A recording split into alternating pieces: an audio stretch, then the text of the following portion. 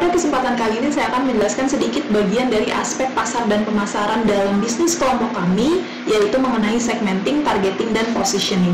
Untuk segmenting sendiri, bisnis kami ini mensegmen khususnya masyarakat yang berada di wilayah Jabodetabek dan mereka yang berasal dari era 90-an yang ingin bernostalgia dengan kuliner atau bahkan suasana kafe yang kental akan nuansa era 90-an. Nah, untuk targeting sendiri, bisnis kami ini menggunakan metode indiferensial segmen dalam menentukan target pasar, yang artinya produk kami ini bisa dinikmati oleh semua kalangan tanpa membeda-bedakan. Nah, untuk positioningnya, bisnis kafe kami ini menyediakan kuliner yang tentunya lezat, representatifnya menarik, harganya terjangkau, dan juga suasana kafe yang memang kental akan nuansa era 90-an dan bisa membuat para konsumen bernostalgia. Ya, selanjutnya saya akan membahas tentang permintaan. Permintaan terbagi menjadi dua. Yang pertama itu permintaan pada saat ini. Permintaan pada saat ini bisa kita lihat dari sebelum maupun sesudah COVID-19 terjadi di dunia. Nah, permintaan tersebut terjadi ketika banyak sekali masyarakat yang menginginkan makanan zaman dahulu atau makanan pada tahun 90-an yang dulu pernah mereka makan, namun pada saat ini sudah jarang sekali ditemui. Nah, berangkat dari keinginan atau permintaan konsumen itulah kami membuat konsep dan usaha seperti itu.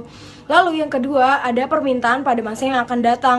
Dengan menu kami yang sangat nikmat, pasti masyarakat sangat ingin mencoba semua menu yang ada di usaha kami. Nah, oleh karena itu mereka pasti sering datang lagi untuk mencoba semua menu pada zaman dahulu kala.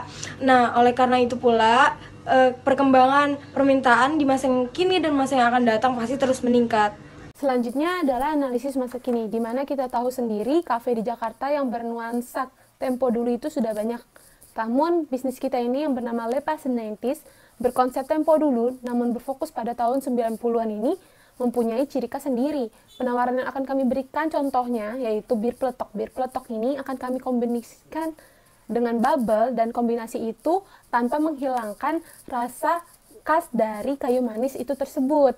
Nah, makanya dari itu menurut saya kafe ini itu sangat jarang ada di DKI Jakarta. Nah, selanjutnya adalah prospek penawaran di masa yang akan datang. Penawaran yang akan kita berikan adalah memiliki nilai lebih dan banyak manfaatnya. Nah, di mana konsumen akan diajak bernostalgia oleh kafe kami dan konsumen akan mengetahui makanan dan minuman pada tahun 90-an ternyata ada yang seperti ini. Lalu juga untuk transaksi kami mempermudah dan menggunakan kode QR dan secara tunai juga. Oleh karena itu, Cafe Lepas 90s ini melakukan penawaran yang inovatif secara terus-menerus dan berkelanjutan. Selanjutnya saya akan menjelaskan mengenai marketing mix 4P dalam bisnis kelompok kami. Untuk P yang pertama yaitu produk. Nah, produk dari kafe kami sendiri ini terdiri dari makanan atau minuman yang berasal dari era 90-an yang saat ini sudah jarang ditemui. Untuk P yang kedua yaitu price. Nah, harganya sendiri itu terdiri dari makanan dengan kisaran harga 20.000 sampai 45.000 dan minuman dengan kisaran harga 10.000 sampai 20.000. Untuk P yang ketiga, place.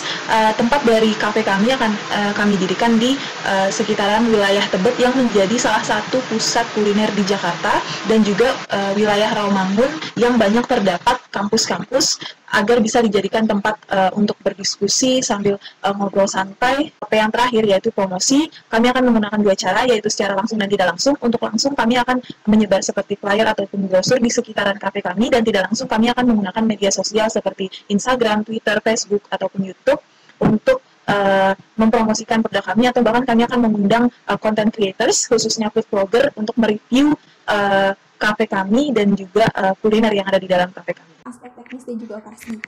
Yang pertama meliputi tentang lokasi produksi atau usaha kami. Rencananya kami akan mengambil di kawasan Rawamangun dan juga Tebet.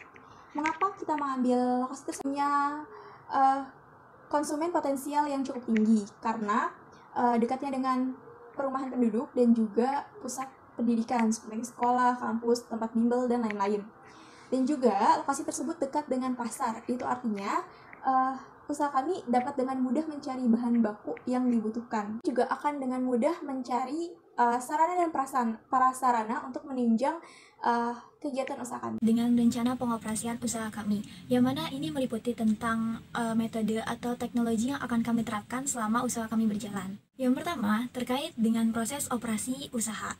Nah, di dalam proses ini menjelaskan terkait bagaimana kita merencanakan produksi, penjualan, rencana persediaan, penjadwalan tenaga kerja dan penggajiannya, serta pengawasan pada kualitas produk kita.